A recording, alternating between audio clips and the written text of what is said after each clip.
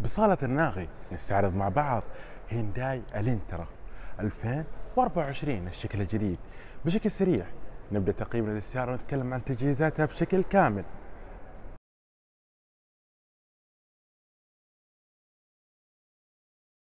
السلام عليكم ورحمة الله، أسعد الله أوقاتكم بكل خير متابعينا الغاليين.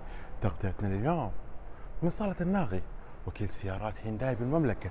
نستعرض مع بعض هينداي الانترا 2024 الشكل الجديد. مثل ما نلاحظ صارت عليها تغييرات وتحديثات جديدة. الفئة اللي اليوم موجودة معنا هي فئة السمارت بمحرك 2000 سي سي.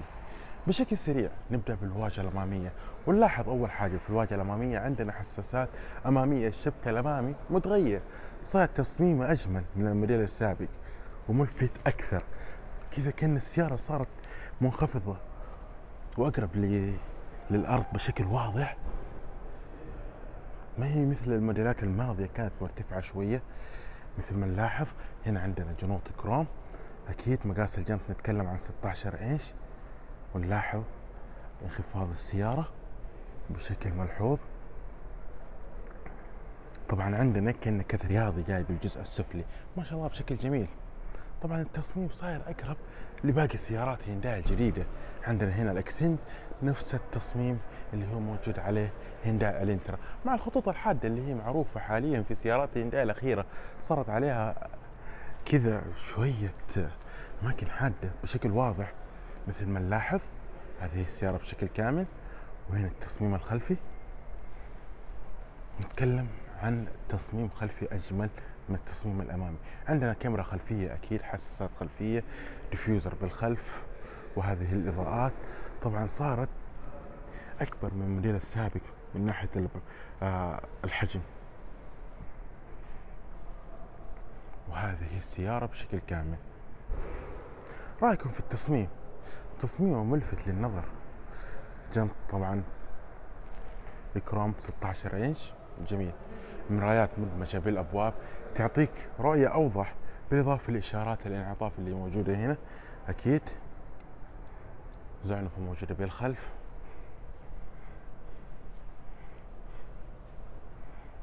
رأيكم بتصميم السيارة؟ ولا أجمل. خلونا ندخل للجزء الداخلي، نتكلم عن القلب النابض. إذا جينا لمحرك هينداي الانترا بنتكلم بالتحديد عن محرك رباعي الأسطوانات سعة 2000 سي سي. الأحصنة فيها 156 حصان، والعزم 190 نيوتن، مرتبط بناقل حركة سي في تي. استهلاكها بالبنزين 18 كيلو فاصلة 4 لكل لتر بنزين، والتقييم ممتاز بلس بنزين 91 دفع أمامي 2024. سعة خزان القود تقريبا 45 لتر. هذه بالنسبة لإمكانيات هينداي الانترا. أما بالنسبة للمحرك الثاني فبنتكلم عن محرك 1.6 لتر. الأحصنة فيها تقريبا حول 120، والعزم نتكلم تقريبا عن 150 نيوتن. فهذه هي محركات هينداي الانترا 2024. خلونا نتكلم عن التصميم الداخلي. المقصورة الداخلية هينداي أو الانترا سنة عن سنة بتزيد في تصميمها. هذه هي المقصورة الداخلية. تكاية بالوسط، فتحات تكييف بالخلف، مع منافذ تايب سي بالأسفل. وهذه الأبواب طبعا كلها بلاستيك بشكل كامل. الداخلية بلون جميل طبعا ملفت للنظر. خلونا نفتح صندوق الأمتعة بالخلف ونشوف بشكل سريع.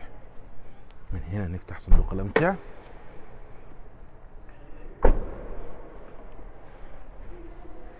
هذه هي مساحة التخزين.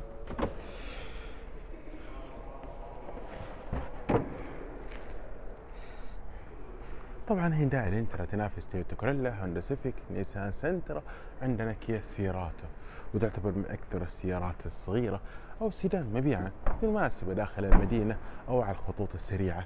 هينداي الانترا تناسب في كل ظروف القياده، ما نتكلم عن ظروف الوعره او القياده الوعره، نتكلم عن الظروف الطبيعيه، فمناسبه سواء داخل المدينه او على الخطوط الرئيسيه. غير كذا سياره ممتازه من ناحيه العزل واقتصادية كمان. هذه السيارة طبعا فيها 5 أحزمة أمان، عندنا مثبت لمثبت الأطفال أو الأيزوفيكس موجود أكيد بالداخل. عندنا كمان مثل ما نلاحظ الإيرباجات هنا نلاحظها موجودة. المراتب التحكم فيها يدوي. طبعا نلاحظ الكونسول الوسطي تصميمه أوروبي. عندنا هنا مساحة تخزين بالأسفل ما شاء الله. طبعا هذه هنداي الانترا من كم يوم صورتها الفل كامل، تقريبا كانت أسعارها متقاربة. نسينا نتكلم عن سعر هذه، فبنتكلم عن 88 ألف ريال. هذه بالنسبة لي فئة السمارت 2000 سي سي. خلونا نجي لناحية السايق. هنداي الانترا من ناحية السايق، أول حاجة نلاحظ النوافذ كلها كهربائية، مقابض داخلية كروم. هذه المراتب، فتح غطاء تانكي وغطاء شنطة، تراكشن موجود هنا. هنا تحكم بالدركسون بالإضافة لمثبت السرعة موجود بعد الزاوية. عندنا جير اوتوماتيك، هنا شاحن لاسلكي، التحكم بالتكييف هنا بشكل كامل، تشغيل السيارة بالمفتاح، بريك يدوي، حاملة أكواب هنا، شاشة تدعم جميع الخصائص والأنظمة، وهنا مثل ما نلاحظ عدادات. وهذه طبعا الدركسون، شماسات فيها مرايات،